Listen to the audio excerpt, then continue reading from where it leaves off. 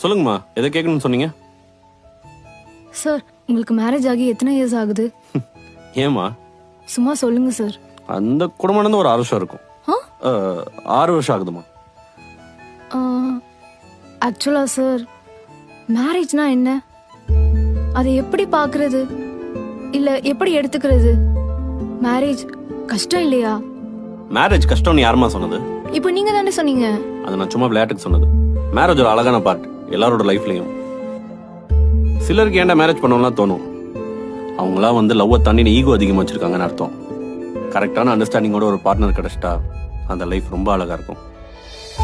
சின்ன சின்ன விஷயங்கள் தான் மேரேஜ் லைஃபே வந்து அழகாக்கும். அது எதுவா வேணாலும் இருக்கலாம்.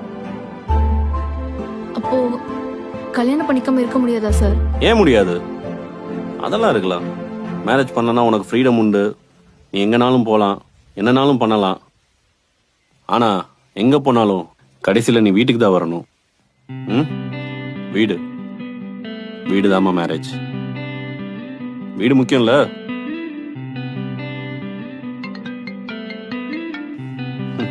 இங்க யாரு? வீட்டுக்கார் ஃபோன் பண்றா. பாய்மா.